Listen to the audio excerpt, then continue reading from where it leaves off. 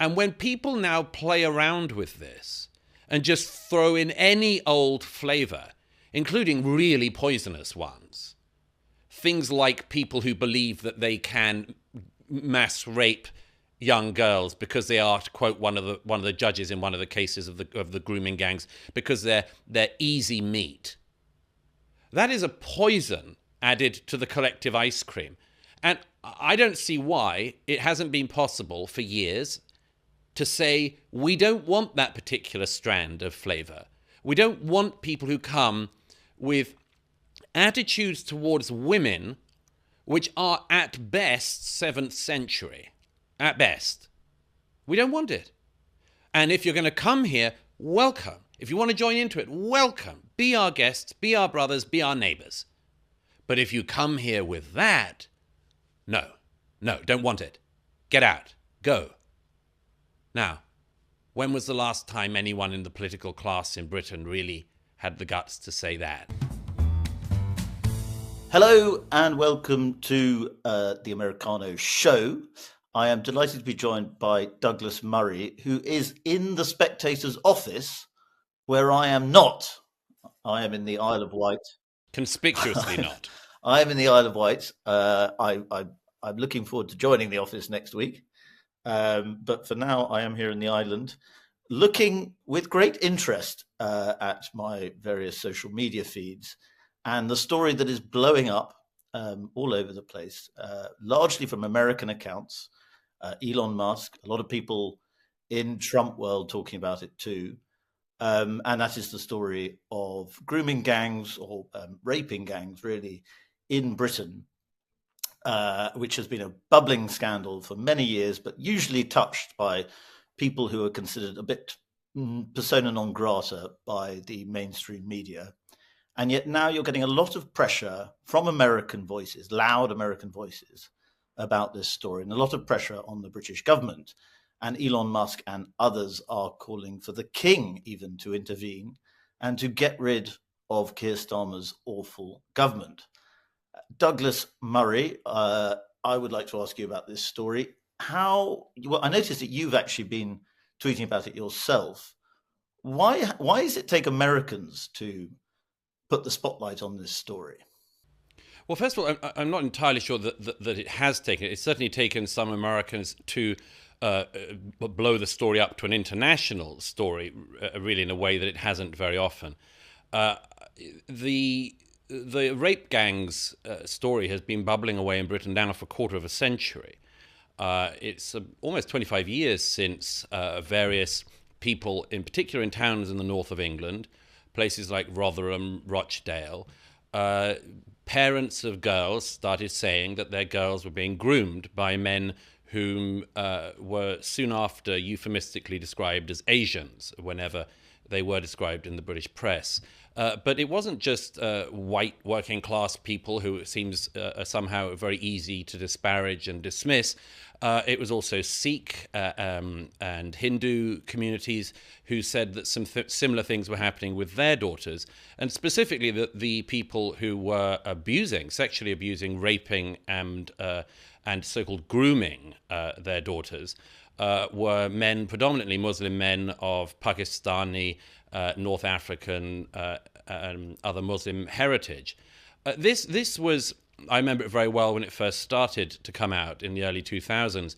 This was a story so grotesque and so almost as if it had come from the fevered brain of a sort of the most extreme racist fringe. It was such a hideous story that the first reaction seemed to be, among a lot of people in councils, police forces, and then in the media, that it really would be better if this story was suppressed. And it was suppressed.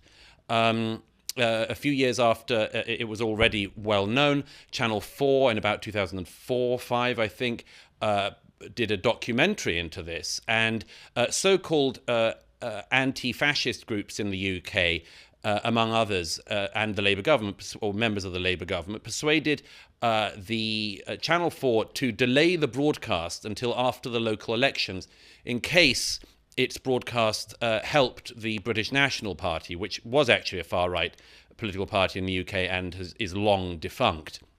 So that was a sort of a taster of it. And over the 20 years or so since, this story has bubbled away, sometimes erupted again, not least when it turned out that it was not just a few northern towns that this was happening in, but many towns, and indeed leafy places like Oxfordshire, where in the centre of Oxford, a colossal grooming rape gang was discovered to have been abusing local girls, raping local girls. It came out in places like Telford, in many other places, dozens of British cities. And there were some journalists, it has to be said, who did highlight this. Andrew Norfolk of the Times memorably did. But there was always this desire to sort of keep the story down. And you could tell that, not least by the fact that, as I say, that police, and there are many accounts of this, police would actually ignore girls, ignore the families of girls, sometimes actually arrested the families of girls, the victims. And you could see it from things like, I remember when one of the grooming scandal trials happened a few years ago in London at the Old Bailey. I was there for a bit of it. And if you spoke to the relatives of the accused afterwards, these wives and children were all claiming that their relatives were totally innocent and had been put up to it, of course, by the totally Islamophobic, racist British state. So that was the kind of atmosphere that this all happened in for a quarter of a century now. Well, another figure who was very involved in talking about it and trying to raise it as a story was, of course, Tommy Robinson, who is now being cited, his videos being tweeted and so on by people like Elon Musk again. I'm sorry to bang on about Elon Musk, but he is a bit of a one-man media universe at the moment. And his role is now causing political tensions. Bloomberg have just published a story that senior political figures, we don't know who exactly, are raising the alarm with Team Trump about how toxic a figure Tommy Robinson is, and that perhaps people even within the Reform Party, who, again, Team Trump seems to be close to, are concerned that promoting Tommy Robinson is not in their best interests. What do you make of that?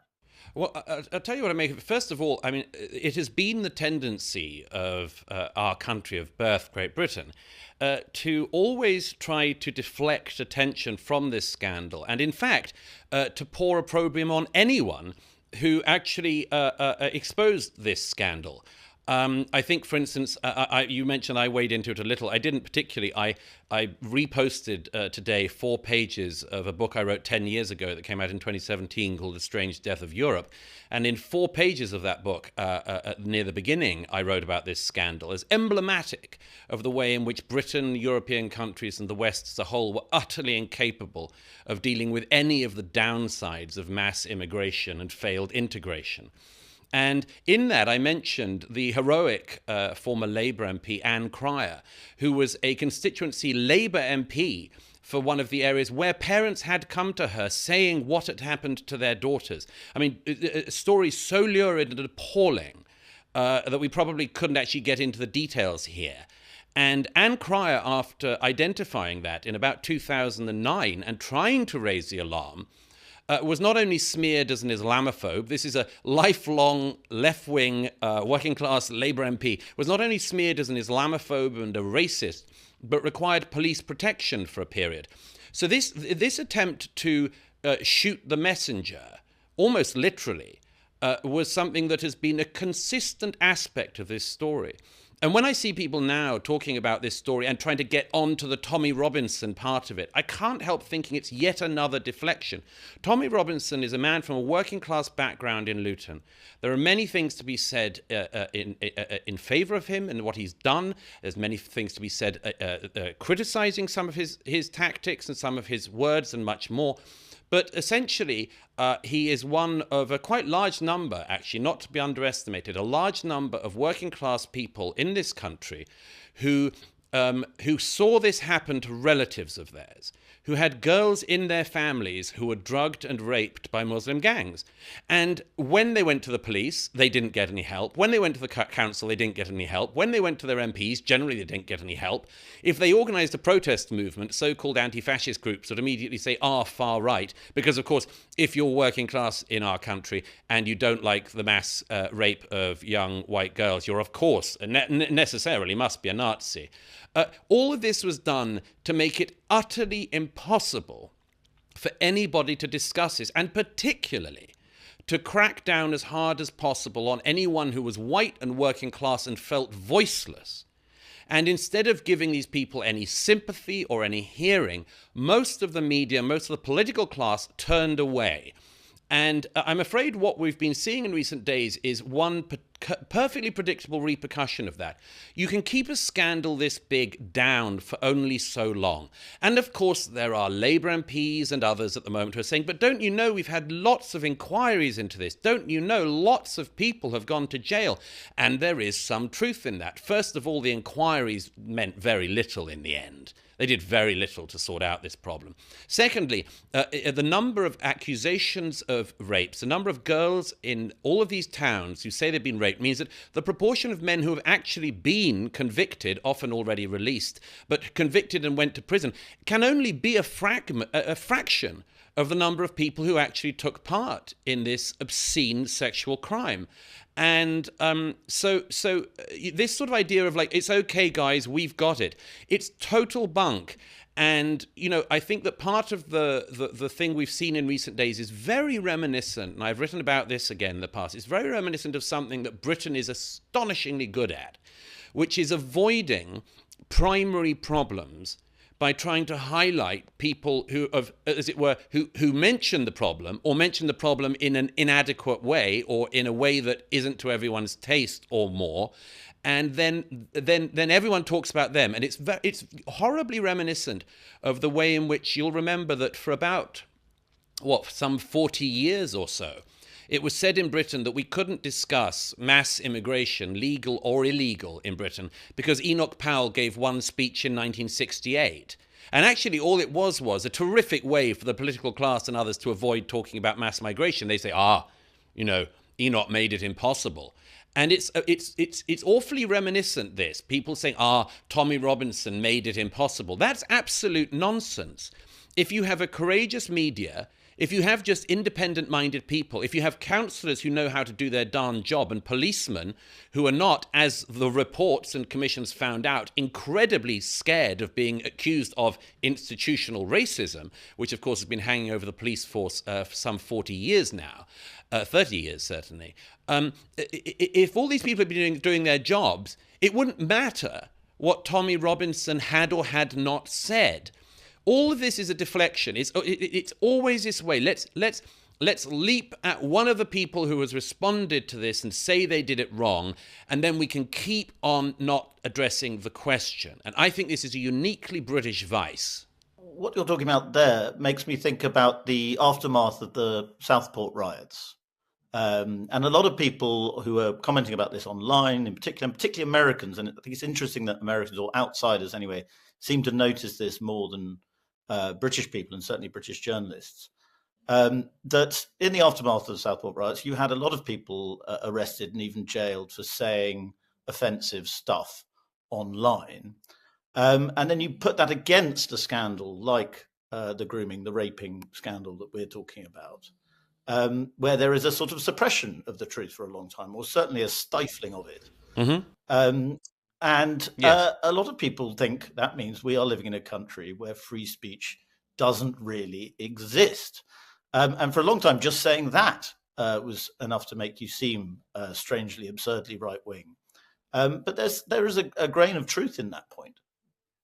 I think there's more than a grain of truth in it. But I'd add one caveat, which is that I think I don't often, as it were, confess my privilege. But let me do it for a moment. There are some of us in the British media, and a very small number of people in the British political class, who have spoken about this issue and related issues for many, many years, indeed decades now. And I'm not saying that is the easiest thing. It's always easier to write the latest piece about what is going on in the mind of Rachel Reeves today or something. I'm not saying it's the easiest story to cover because, of course, you get all the accusations anyway, but it doesn't matter to me. I don't think that caring about backlash or anything is remotely of interest, and journalists shouldn't do it. But I would say that some of us have got a voice, and I feel, at any rate, rather privileged to have that voice and try to use it. But a lot of people don't. A lot of people in the UK do not have columns in The Spectator or the ability to get books published and much more. And the question I've asked for many years now is, what are you allowed to say, and what are you allowed to do, and how are you allowed to express yourself if you don't have the platform that some of us have worked to get? Because it's not just luck, obviously, but you work for it. But I mean, still, there's some privilege in getting that position. But what are you allowed to do if your daughter has been raped by a Muslim gang in one of these towns, and, for instance, you go to the local authorities, and the local authorities tell you that it's your 13-year-old daughter's fault? And I go one other step further on this, something that's come up in the last couple of days as this has got to this extraordinary attention finally. I wrote many years ago when the Oxfordshire grooming gang, rape gang case, actually some of those people did come to trial. I wrote about that one of the heads of the council in Oxfordshire, whose remit, among other things, was the care of children in that constituency. It turned out that the local care authorities had failed on multiple occasions. On one occasion, there was a girl that was meant to be in their care. She had been drugged and groomed and gang raped by a group of Muslim men in Oxford repeatedly. And one night, she managed to escape in a cab and got back to her care home that was overseen by the local council. And when she got there, she couldn't pay for the fare. And the people at the care home who had a duty of care over her didn't pay the fare. The girl's rapists came back and found her and took her away again and did it again. Now, the council head who was in charge of the welfare of girls in that area, many years later, when one of these trials was finished, gave a video, which I actually wrote about at the time. This is more than 10 years ago now. I wrote about it at the time on Spectator blogs.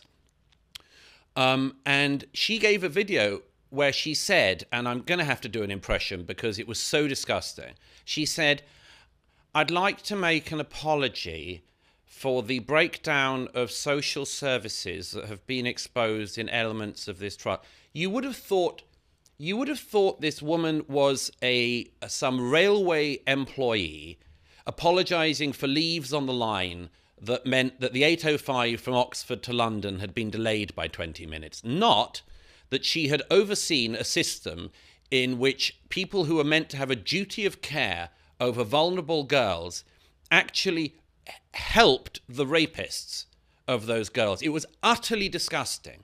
And that's just one case. And there's case after case of that, of police chiefs in Rochester, of councillors in places like Telford, of MPs who knew about this, and then gave mealy-mouthed apologies years later, if they apologised at all. And not one of these people suffered, not just did they not go to prison, most of them didn't even lose their jobs. And the ones who did move on from those jobs moved on to other perfectly good jobs in the same or similar local authorities. And I think that, and I've always thought that, and always said that is a scandal on top of a scandal. And I'm relieved in some ways that this has finally got some more international attention, but everybody should have known this at the time. And I can say this because a lot of people did know it at the time. And a lot of people tried to raise these concerns. But in the end, Freddie, I'll tell you why it didn't break as a story to the extent it should have done. Police, MPs, council officials, and others, including the CPS, decided it was more important not to give what they saw as a gift to the phantasm of the far right in the UK, not to give them the gift of this story. And, you know, that just goes to a very interesting question in our country, which is the job of the police, the CPS, local councillors, MPs and others to squash stories that might show a community in a bad light, including for cover-ups within that community, because, oh gosh, were there cover-ups. Is it to protect that, or is it actually just to pursue justice and the rule of law? And I'd say it's that, justice and the rule of law. And that was exactly what was put as a secondary or tertiary priority by all of these figures of authority in the UK for a quarter of a century. Well, and one of those figures, of course, although there's not a lot of direct evidence against him, was Keir Starmer, who was director of the Crown Prosecution Service. And you also have other senior Labour figures who were, in positions where they could have done more to help expose this story, and they did not. Jess Phillips being one that's getting a bit of attention at the moment. Well, can I just give an example of the Jess Phillips thing, by the way? Don't forget, I thought many years ago when she arrived on the scene that Jess Phillips was a rather interesting MP and a rather interesting voice. I think she's very smart, very talented politically. And I watched her in her first years in office, and I will never personally be able to forget her response to exactly this sort of crime when it happened in Cologne on, I think it was New Year's Eve 2016, when her fellow women were mass molested in a European centre, as a centre of a European city. She said on Question Time that this wasn't much different to an average Saturday night in Birmingham city centre. In other words, I've got more faith in Birmingham than perhaps Jess Phillips does. I don't think that it is actually mass gang rape at all bar one in Birmingham on a Saturday night. But what she and others like her, so-called feminists, were doing was minimizing mass molestation on that occasion of grown-up women as well as underage girls, minimizing that, in the name of community tensions, and as a secondary thing on that occasion, smearing her own constituents. And that whole thing has been the prevailing issue of the era on this. And Jess Phillips and all these others all fell into it too. They didn't have the courage of their predecessors like the great Anne Cryer. They didn't have the courage to identify things when they happened and to tell the truth. They didn't. They put all of this community cohesion stuff ahead of it, and they were cowards. Let's get back to that deflection point, because that ties into the cowardice, I think. And as you put it at the beginning, there's this tendency in Britain to always focus on a secondary or tertiary point. And I think we're already doing that now with, the story is going to be, do we want the Trumpy American right to run Britain? When really the Trumpy American right are just expressing horror at this story. Why is it? Why is it that the Brits, that we British people, have this tendency? Is it that our old sense of politesse has been transferred onto the sort of multicultural dogma that we all live with now? What is it exactly? It's lots of things. It's partly the result of a systematic attempt to degrade and demoralise the native population of Britain. It's been going on for generations. As I say, I've written whole books about it. You open any week's newspapers today and you'll see the Labour government wants to teach more about Britain's awful past, because obviously what we need in Britain is for people who were born here and people coming here to be told that this is a ghastly, awful, racist country. By the way, always rather interesting that so many people want to come here if we are such a ghastly, awful, racist country, but let's park that for the moment.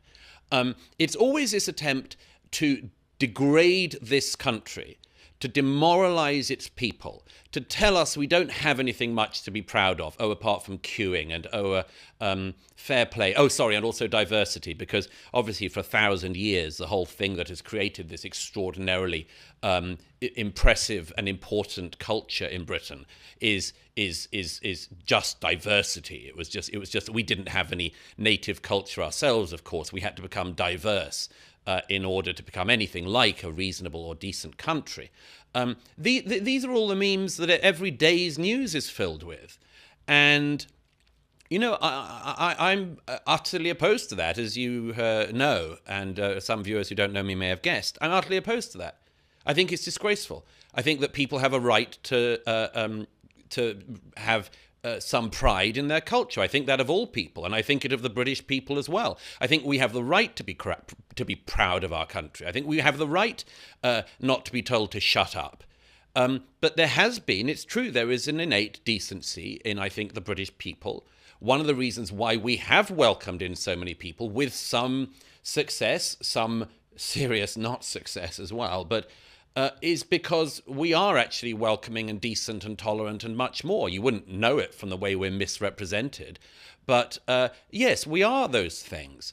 But you play around with stories like this one, and you diminish them, and you sit on people, and you imprison people who complain about it, and you release rapists from prison to free up cell space for somebody who's written something unwise or correct too early on social media. And you just see how long the British public will put up with that. I mean, they've put up with it for a lot longer than I thought already, but I don't think that tolerance is infinite. I think it's a very stupid idea to say to the native population of Britain, particularly the white working classes, you are nobodies. You don't deserve to be listened to. And we don't care what happens to your daughters because more important community over here. I think it's incredibly stupid. And like everyone else, I have in mind all the time those figures from our own past who have warned us about this part of the British psyche, as with the European psyche, that can only be pushed so far. Rudyard Kipling is the obvious one. When the English learned to hate, when the English began to hate. You do this to people long enough, and people become very hate-filled. And any sensible politician of left or right should realize that. Or is it that, I mean, in America, you have the same things in America, the same hatred of the West, hatred of the origins of the country in America. But you also have strong antibody resistance within American thinking, within American culture and society. In Britain, yes. Although you're suggesting a backlash may come or may be coming, it doesn't seem to have manifested itself in quite the same way yet. I wonder if that's partly to do with the scale of the problem that we are facing. Because although we have had much success at multicultural and integration in some ways, we also have huge problems with it. And they are problems that our political class are not willing to confront. And not just our political class, our middle class, perhaps, are not willing to confront. Oh, yeah. Lots of people aren't willing to confront it. I mean, one of the interesting things about so-called white flight is that middle-class people who can up sticks, sell their home that's more valuable than it was when they bought it by several times, and move out to a slightly more leafy area or market town. They can do that. The white working class have much less ability to move. So when something happens in their area and they don't like it, they're stuck with it. They have far less mobility in every sense, and every study shows us. Why is it that we at Spectator have written about this many, many times over many, many years, that young white working class men are the most underperforming section in British state schools? Well, they don't have any privilege, and nobody gives them a pass. And so there's much to be said about that. But I just want to say about this thing about the comparison with America. Yeah, Americans have been beaten down quite a lot in recent years, but there's also a lot of people there who won't take it. And I mean that in political terms as well. They have political leaders, obviously most recently Donald Trump, who's partly an expression of that kind of, we're going to attack America and say the founding fathers were all just slave-owning racist scum. We're going to hit back and reclaim our story on this. And they are doing that. Britain, by contrast, partly because of the utter failure of the Conservative Party over 14 years when it was in government and coalition, partly because of the Labour Party, partly because of everything that's happened since Tony Blair's government opened the borders after 1997. For all of these reasons, it's been deemed the only way to get through this is to talk up every culture apart from our own.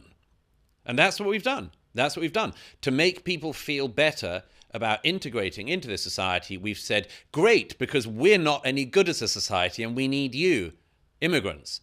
And, I'm afraid that's just not true. Let me give you a very quick analogy. I know this is a bit long-winded, but just bear with me.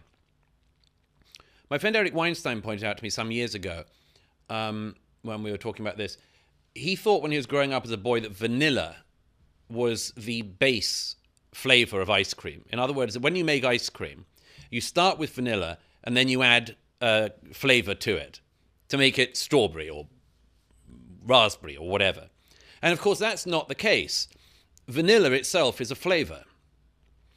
Britain, let's say, is vanilla, was vanilla, without any connotations around that, other than to say it's a flavor. In fact, a very complicated and rather delicious flavor. Other flavors were added to it. But it is not the case that Britain was a flavorless country until other cultures came and gave us culture.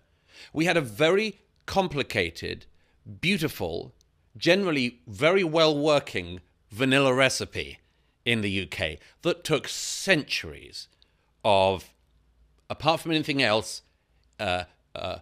racial wars between the four nations of this country, with religious wars within our country that went on for centuries. We took a long time to come to the Enlightenment, and particularly the Scottish Enlightenment that broke out so well. But this was a very, very complicated vanilla. And when people now play around with this and just throw in any old flavor, including really poisonous ones, things like people who believe that they can mass rape young girls because they are, to quote one of the judges in one of the cases of the grooming gangs, because they're easy meat. That is a poison added to the collective ice cream. And I don't see why it hasn't been possible for years to say, we don't want that particular strand of flavor. We don't want people who come with attitudes towards women which are at best 7th century. At best. We don't want it. And if you're going to come here, welcome. If you want to join into it, welcome. Be our guests, be our brothers, be our neighbors. But if you come here with that, no, don't want it. Get out. Go. Now, when was the last time anyone in the political class in Britain really had the guts to say that? Not often, and it's to our detriment. But a lot of people notice it now. A lot of people notice it. The world knows it now. Well, Douglas, that's a very brilliant way of putting it. And I want to congratulate you on stretching out the ice cream metaphor for that long. It was very well done. And finally, Douglas, I do want to ask you very quickly about, I talk to people in Trump world. You talk to a lot of people in Trump world, including perhaps Donald Trump himself. And there's a lot of people in that world that are talking about Britain with almost a kind of nostalgic sorrow that you would normally expect to hear from old British conservatives, that Britain has gone to the dogs, and that America might be in a position to help to kind of rescue it politically. That's obviously what Elon Musk is trying to do, albeit perhaps often in a trolling way online. Can they help Britain? Can they come to Britain's rescue? Should they? Do we want them to? Might it backfire politically? Because British people don't usually like to be told what to do by foreigners. Well, I don't think anyone's telling the British what to do. There are people in America who are highlighting what has gone wrong. And sometimes, by the way, it does actually need a friend to intervene to tell you where you've gone wrong. I mean, everyone has that in their lives. Sometimes the person observing your life knows something about your life better than you do, including things that you've suppressed or kept down or haven't faced up to. That's very, very familiar. And it's the same with countries. Sometimes your friends are better at identifying your problems than you are. Somebody in Britain might be, we have these gangs that rape underage girls, but it's just happened a lot, but we're getting on with it. Maybe it requires a friend to step in and say, oh, maybe you shouldn't have just got on with it. Maybe you should have dealt with it. Maybe you should have got to the core of it. So sometimes that's needed. As for the state of Britain at the moment, well, it's not very easy at the moment to find very positive things to say about the way we're governed. Very hard to say with taxes rising and everyone is still flattering the National Health Service when no one can get an appointment and people are left to die on hospital corridors. Anyone who's had to deal with the NHS in recent times should have no particular love for the amount of money we've been asked to pour into it. Yet, we have that. We have police who don't come when there's a crime. We have police who don't care when your car's broken into and even won't investigate if you've got CCTV of it. We've got police in areas of our country, whole forces that haven't solved a home burglary for years. And that's the police. Sorry, I mean the same people who are the crack anti-Twitter squad, of course. They're very good at sitting on their asses, eating digestive biscuits and scrolling through Twitter. Bit harder, it turns out, to just go out, find the CCTV and find a robber. But anyway, yeah, it's quite hard at the moment to find anything in the UK that's working well. But that isn't to say that we should be down on the UK, because we have great people in this country, great people. And if they could be reminded to emulate the greatness of our past, rather than to spit on our past and to hate our past, we could still have a great future. As I always say, instead of trying to destroy our history, why don't we try to make history? We've been quite good at that in the past. Well, why not indeed, Douglas? I think we will end it there. Let's put this episode into the freezer next to the vanilla ice cream. And thank you very much for coming on to Americano.